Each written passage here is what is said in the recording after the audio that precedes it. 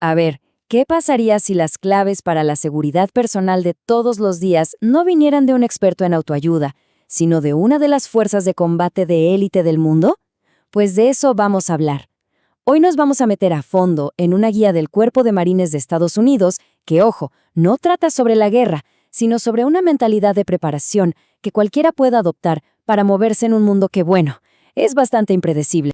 Y para que nos demos una idea de la seriedad de esto, fíjense en la fecha de publicación, 18 de septiembre de 2001, o sea, apenas una semana después de los ataques del 11 de septiembre. Esto no es una reflexión teórica, para nada, es una respuesta directa, casi en caliente, a uno de los eventos más impactantes de la historia moderna. El contexto aquí lo es todo. Así que, empecemos. La gran pregunta es, ¿cómo se aplica la mentalidad de un Marine, alguien entrenado para zonas de conflicto, a nuestra rutina diaria? Bueno, vamos a descubrir los principios prácticos que este manual ofrece para la seguridad de todos nosotros. A ver, lo primero es lo primero. Para protegerse, hay que entender la amenaza. Y la guía le dedica un buen rato a desglosar cómo piensan y cómo actúan los adversarios. Porque es que no nos podemos defender de un fantasma, ¿cierto? Hay que entender cómo opera el oponente. La guía arranca con una definición muy específica.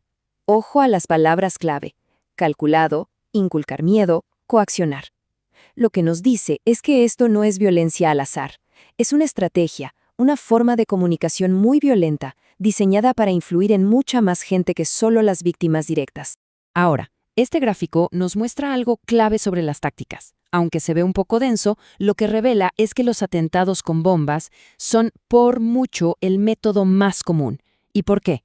El manual lo explica de forma muy simple. Son baratos, fáciles de construir y el impacto psicológico, o sea, el miedo que generan, es enorme.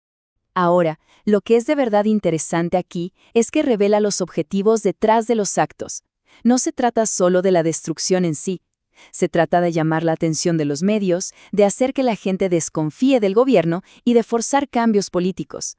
Cada acto es, por decirlo así, una pieza de teatro violento con un propósito muy claro. Aquí llegamos al mero centro de la filosofía del manual. Si la primera parte fue entender al atacante, esta parte se trata de uno mismo. El objetivo es pasar de ser una víctima fácil, un blanco blando, a ser un objetivo complicado, un blanco difícil. Esta comparación es fundamental. Un blanco blando es predecible, sigue patrones, no le presta mucha atención a su entorno. En cambio, un blanco difícil está consciente, varía sus rutinas y protege su información.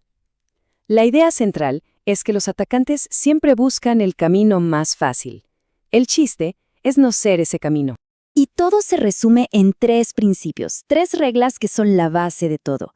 Número 1, estar alerta. Número 2, mantener un bajo perfil. Y número 3, ser impredecible. Estas 3 ideas son las que nos convierten en un blanco difícil.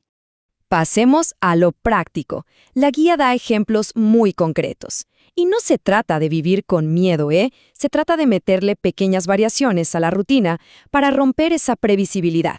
Cambiar la ruta al trabajo, la hora del almuerzo, donde nos estacionamos. Son cambios mínimos, pero con un impacto enorme en la seguridad. Y esa mentalidad de estar alerta se aplica hasta en los momentos más cotidianos. Por ejemplo, la seguridad en un viaje en coche no empieza cuando prendemos el motor. Según el manual, empieza mucho antes. Y aquí vemos un ejemplo, quizá un poco extremo, de esa mentalidad. El manual muestra cómo un marín revisaría su vehículo, buscando cualquier cosa fuera de lugar, hasta con un espejo para ver por debajo. Para la mayoría de nosotros, el principio es el mismo, aunque no lo hagamos así. Se trata de crear el hábito de observar activamente nuestro entorno antes de entrar a un lugar. El nivel de detalle es impresionante. Aquí vemos que recomiendan usar una linterna para revisar huecos como los ductos del aire. De nuevo, no se trata de paranoia, sino de cultivar un hábito de observación minuciosa. Convertirse en un blanco difícil es un proceso activo. Ahora, la guía da un giro y se mete en el peor de los casos. ¿Qué pasa si todas las medidas preventivas fallan? Aquí es donde el enfoque se mueve de la prevención física a la resistencia mental. El manual plantea esta pregunta directa para enfocar la mente en la meta más importante en una situación de crisis extrema. ¿Cuál es la prioridad número 1? La respuesta es tan corta como profunda: sobrevivir con honor.